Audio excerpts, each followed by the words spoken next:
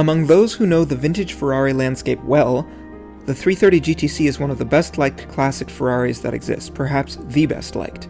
To the rest of the world, the car is pretty, if understated, and certainly seems less exciting than some other models. So what makes the 330 GTC so good in the eyes of those who know what they're talking about? To answer that question, we have to first figure out what the car is. Well, that's a dumb question, isn't it?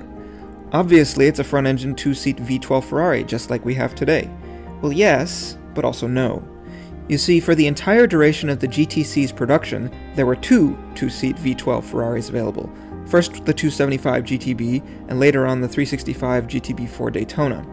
And when this particular 330 GTC was built, it was rated at 300 horsepower, exactly the same as the 275 GTB4 which you could buy instead. And from the underside, the chassis, suspension, and transaxle look pretty much the same. And the prices were all pretty close too, round about $15,000 at a time when a new Mustang V8 convertible started under $3,000. The 275 GTB and the 365 GTB4 Daytona, which replaced it, are the front-engine V12 Ferraris whose descendants we know today, cars like the 550 Maranello and the 812 Superfast. Meanwhile, the 330 GTC line ended more or less in 1969 when its replacement, the nearly identical 365 GTC, stopped production. So what exactly is the GTC? Well, let's start with what it isn't, and that's a race car. Duh, you say? Well, Ferrari was sort of in the habit of selling race cars to the public at the time.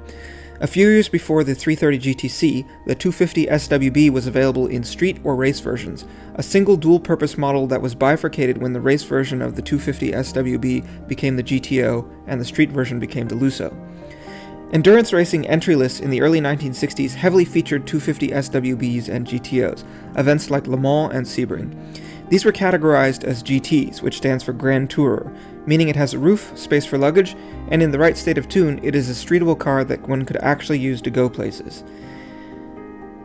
This is what makes these two models in particular so valuable today. You can use it as a car.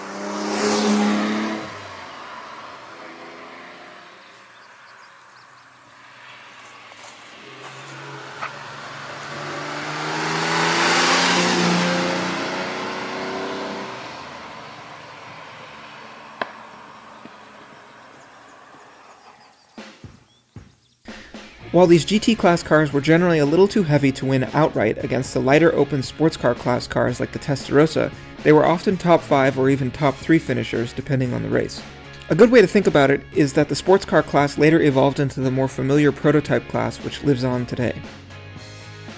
In addition to the weight differences between sports cars and GT cars, there were technical differences that made sports cars more advanced because they didn't have to be derived from road cars sold in production volumes like the GT cars did. This means that sports cars got independent rear suspension from 1960, and the first mid-engined ones appeared in 1961.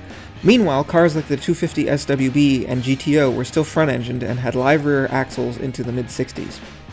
If Enzo Ferrari wanted to be racing in GT cars with more sophisticated designs, then he'd need to sell them to the public, and so in 1964, one of the most significant technical leaps Ferrari had yet fielded in a road car was introduced, the 275 GTB. The car it replaced, the 250 Lusso, was looking a bit outdated at that point.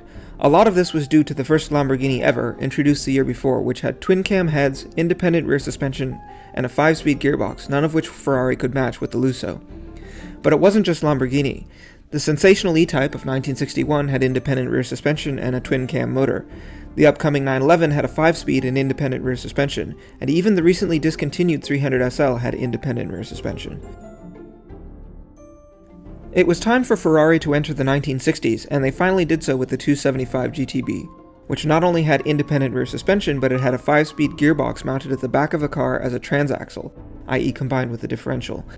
This improves weight distribution and thus handling, and unequivocally remains the sexiest front-engine car arrangement. Virtually every car so equipped is super cool, whether it's a Porsche 928, an AMG SLS, or every modern front-engine Ferrari. Ferrari had been putting the transmission at the back of their Formula One cars since the early 1950s and understood the dynamic benefits well. But in the post-war sports and non-sports car world, it was Lancia who put them in street cars, first with the glorious Aurelia and then with the equally lovely Flaminia. It's very much in keeping with Lancia's predilection for elegant and offbeat technical solutions, which they also used in their race cars, including the ingenious D50 Formula One racer. After the tragic death of their star driver Alberto Ascari at Monza in 1955, Lancia decided in the middle of the season to hand their entire F1 operation, including cars, crew, drivers, and spares, over to Ferrari, further cementing Ferrari's belief in and experience with the transaxle approach. So the appearance of a transaxle in the 275 was no surprise, particularly when every possible advantage mattered, as competition in the GT class of racing was heating up with the arrival of the Cobra Daytona Coupe after a relatively unchallenged period of domination for Ferrari in the early 60s. In the spirit of the GTO and the SWB before it, the 275 GTB was a true dual-purpose car, one which could be sold as a street car, but which was also competitive in endurance racing. In fact, the 275 won the GT class at Le Mans in 1965, 66, and 67. And this brings us back to the 330 GTC. The thinking was that the 275 was a bit too raw, a bit too racy, a bit too uncomfortable, and a bit too small of trunk for the kind of men Enzo Ferrari saw as the core customers for his street cars. People like himself. For his own personal use, Enzo was famously fond of his 2+2 models, the biggest, most luxurious, and most expensive cars produced by Ferrari. The customers he wanted to cater to were the types of people who appreciated performance and engineering, but also wanted a car comfortable enough to use regularly, be it for routine driving or long-distance touring. Something elegant, understated, and comfortable, but also very high performance. And that is the car's niche. While the 2+2 models still had live rear ends and transmissions at the front, the GTC had all of the chassis sophistication of the 275, wrapped in a handsome package that doesn't scream race car like the 275 does.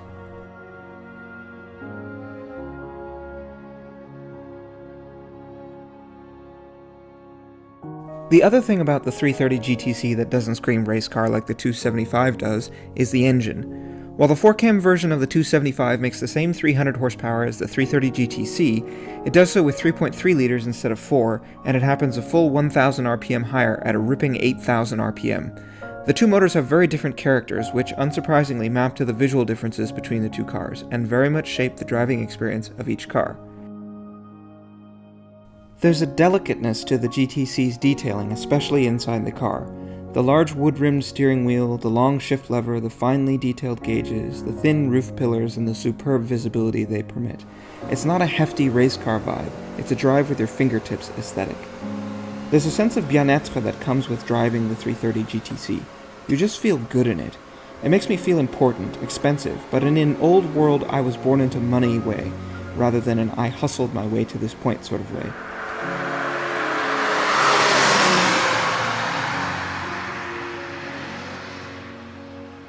The whole experience drips with sophistication and tastefulness.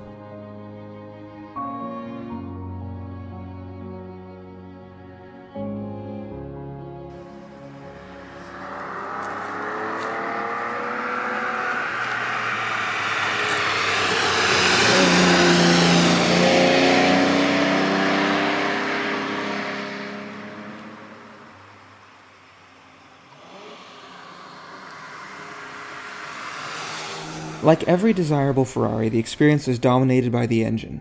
From the outset, it feels special. Just starting it is a ritual. Turn the key through 180 degrees, switch on the fuel pump, wait for it to fill the carburetors, then the glorious V12 starter sound, and the ensuing engine noise. It's an occasion. At idle, you already get a massive amount of content, some exhaust and carburetor noise, but mostly mechanical noise from the engine, especially the top end. You can tell there's lots of parts moving and that they are beautiful to look at even if you can't see them. A blip of the throttle is scintillating. The engine responds with an aliveness that only a pre-smog carbureted V12 does. And this is before you've even selected a gear.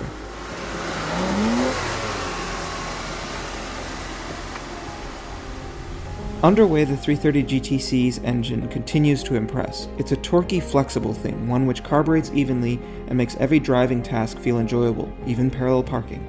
Alternatively, rip through the rev range and you get pure magic.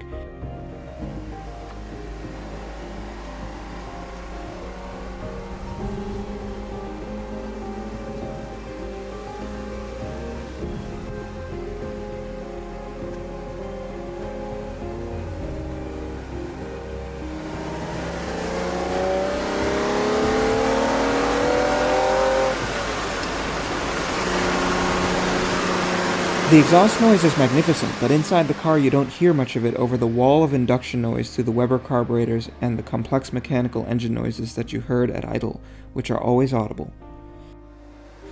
The long, delicate shift lever is at odds with the substantial mechanical-feeling dog-leg gearbox at the other end of it, which you access through the iconic gated shifter. Like every 5-speed transaxle Ferrari, second gear is essentially not available when the gearbox is cold.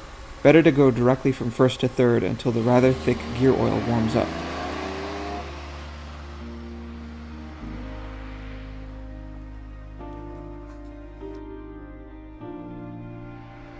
But as it comes up to temperature and you start to gel with the reactions of the engine, you get into a rhythm with the gear changes too.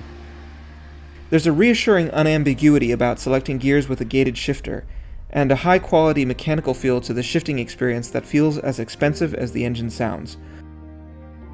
Once you get the engine and gearbox thing down, you feel like $1,000,000 and are instantly transported to another decade and continent, effortlessly flowing the car through the countryside at a speed that those in their Fiat 1100s could only dream of.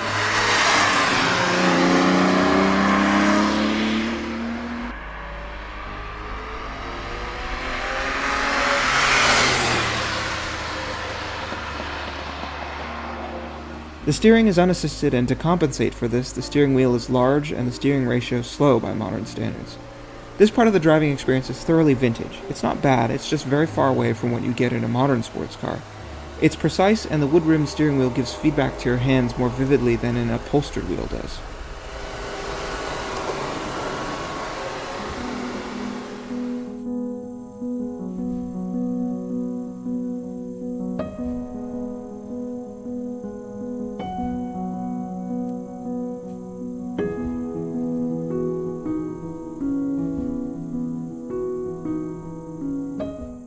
Compared to the 250 chassis which preceded it, the 330 GTC chassis is a revelation. The independent rear suspension grips the road better and is also more comfortable. Compared to the Lamborghini Miura, which was introduced at the exact same motor show, the 330 GTC feels tall, much less go-kart-like. The 14-inch wheels means a lot of sidewall, and the ride quality is excellent, but transitional responses suffer some. It doesn't have the instant, instinctive response of a 911, but once the car takes a set in a corner and the slack gets taken out of the chassis, it's competent. No, more than competent, impressive, and fun.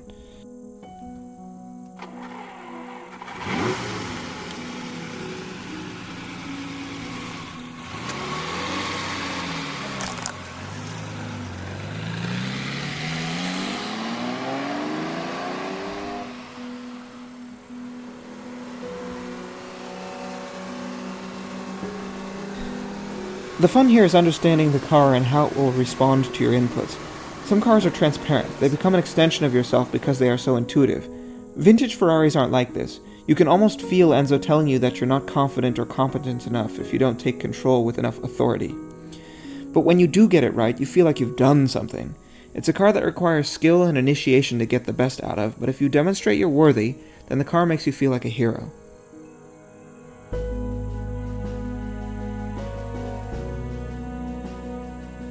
If you just want to cruise around, however, it's very happy to do so. In period, the car was one of the fastest you could buy, but road testers marveled at the car's tractability and how usable the speed was. Coming from the brutal, crude character of high-performance American cars of the 1960s, journalists were gobsmacked by the stability, refinement, and sensation of mechanical quality that the 330 GTC offered. It still does this today, yet it's also exciting, and that's part of why these cars are so well liked now.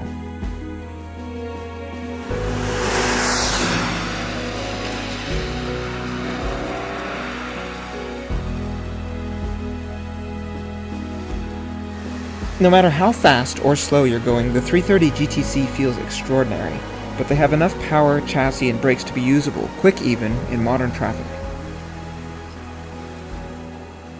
It's hard to put into words what makes this car so special, but perhaps the best way is in terms of colors. The mental image of a Ferrari is almost always red, both literally and figuratively. It's an aggressive, extroverted, racy color. The 330 GTC isn't like this though, making it one of the most conceptually unred Ferraris ever made.